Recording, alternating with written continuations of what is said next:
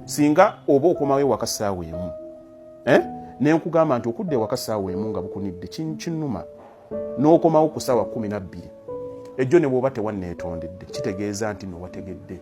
The best apology is changed behavior. Okwenenya okusinga kukyusa mu nneeyisa n'okola ekituufu.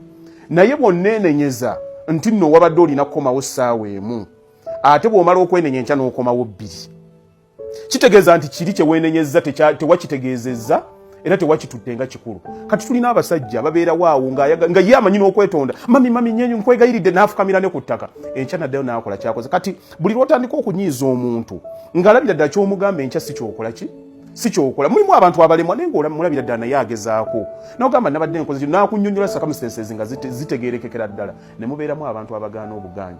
Obusungu bw'omuntu olwo butandika.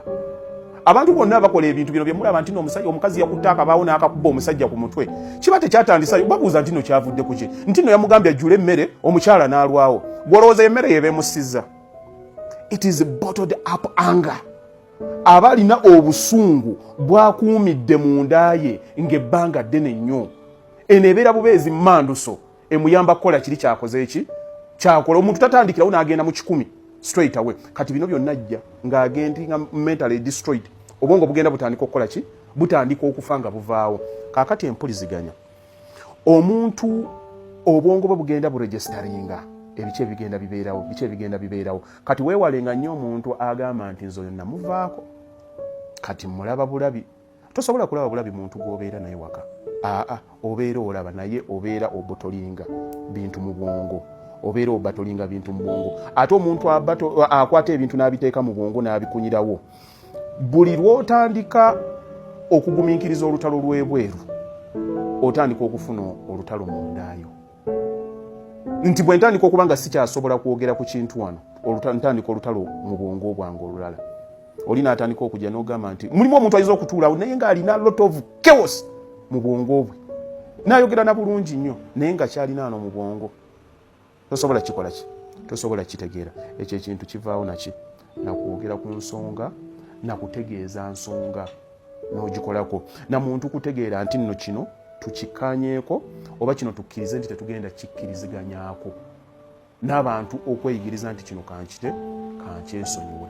Kakati communication weefiira ye muntu okubaako n'emize gy'akola nga temwagikkirizganyaako nga naye tolina ky'osobola mmukola nga tolina ky'osobola mmukola mutandika ogenda nga mweyawulamu. Omukyala bw'aba akolagana bulungi ne bbaawe buli kimu kyonna basobola okukiteesaako nga bo.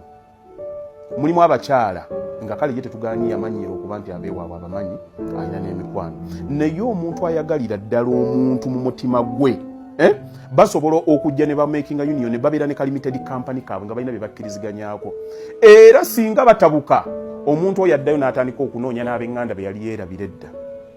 Gwoba nga mwatandika nga buli kimu mukikkirizganyaako kano tukakole kino tukiyiye bwe kityo ogenda okulaba nga n'ebyewa omukyala nga mukolagana n'ebyewaabwe abiggamba ne muganda ne bw'aba alina ensobi gye yakoze agiggamba. Bw'aba nga takyakwesiga nga communication yammwe enfu atandika obutabiggamba. Ogenda okiwulira gundi n'ogamba bannange bannaye lamula yanobadda nti eyo baafunamu ebizibu omwaka gumu emabega. Ng'ekintu ng'ekyo kiraba nti kibadde kinene naye nga takikolanga ki nga takigamba nga dda. Ekyo kalina kuba kabonero akagamba nti communication wakati wammwe ya breaking dda up.